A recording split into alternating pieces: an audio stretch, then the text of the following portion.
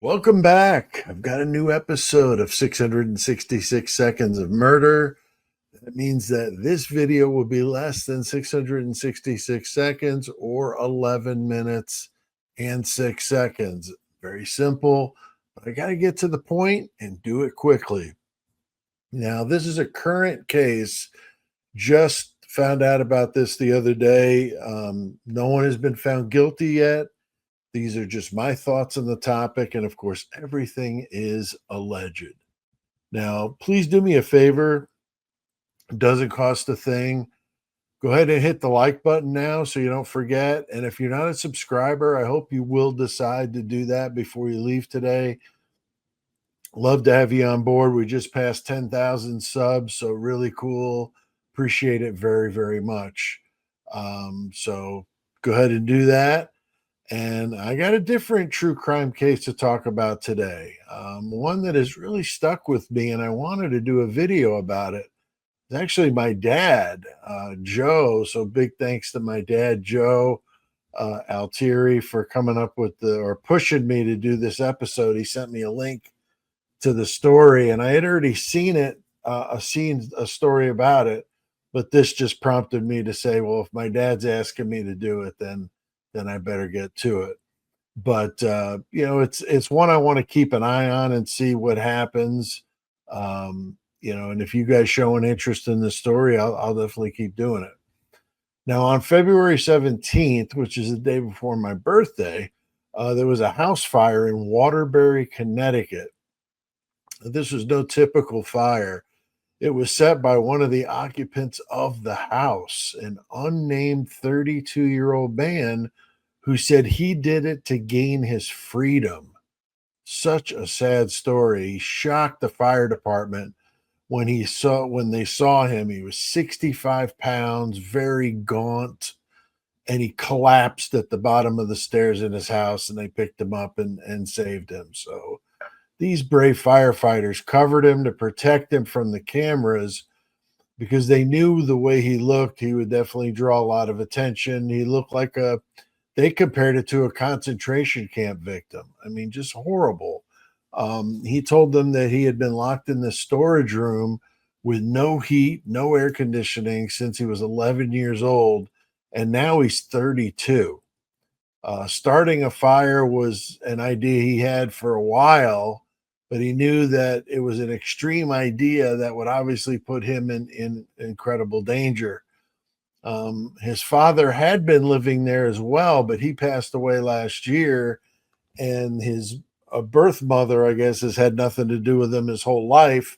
So the stepmother basically kept him in the room. She just left him in there and was feeding him very, very little, like a couple of pieces of bread and 2 cups of water each day. I mean, my gosh. The storage room was small. The door was reinforced with plywood that was locked. The man they rescued told the police that there was a radio on in a room that he could hear, which is how he kept up with the dates and how time passed and so forth. This man slipped through the cracks, obviously, and was taken from school at a young age for homeschooling, and then they just kind of lost track of him. Very, very sad. No good answer to that question of what the hell happened. There were a couple of visits by the state over the years, but the stepmom managed to get through those. And this sort of thing really pisses me off. I mean, honestly, I can't imagine what this poor guy went through for all those years, treated worse than any animal I could even imagine. Now, with no running water in the room, he was given 2 small water bottles and no soap to bathe with, and was forced to come up with a way to rid his waste from the room. And what he used was a series of straws that he stuck together and made a pipe basically out a hole in the window. I mean, my gosh, I can't imagine the smell in that room with all this going on. he was in such poor shape and poor nutrition. His teeth are falling out. They were mostly all rotten, and had very few of them left when they got to him. Apparently, the stepmom gave him some of his father's clothes, and he had found a lighter in one of the pockets, and he just kept it hidden. And that gave birth to this idea of this daring method of escape. He had always dreamed that the fire department would come save him, and that's exactly what he did.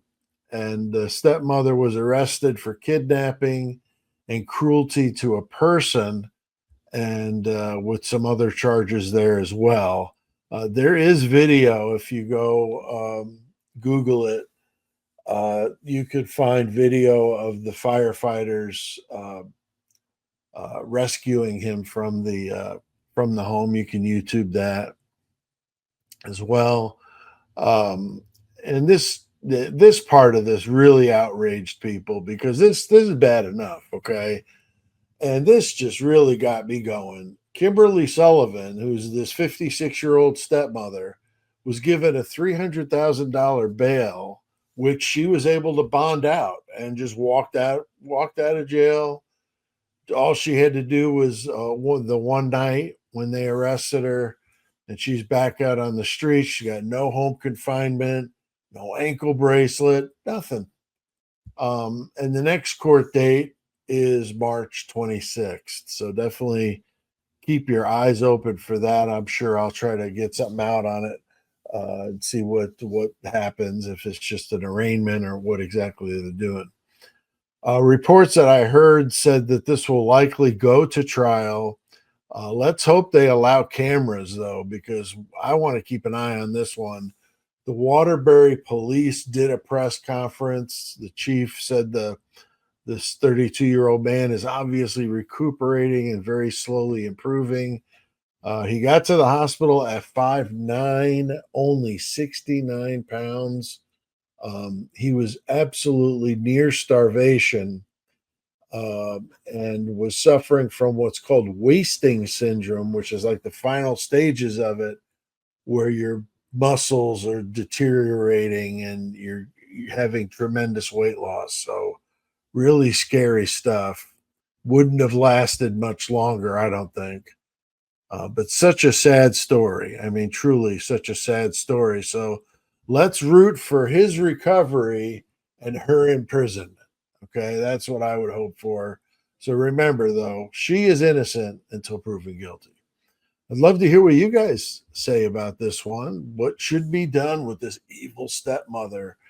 I mean, comment below your thoughts. Big thanks to everybody in the Horntie Club. You guys are amazing. I appreciate your support. And all of you that follow this channel, I appreciate everyone that does. Wouldn't be possible without you guys. So please don't forget to hit that like button, subscribe if you didn't already, and leave a comment. It helps push the video out to more people. We'll see you next time.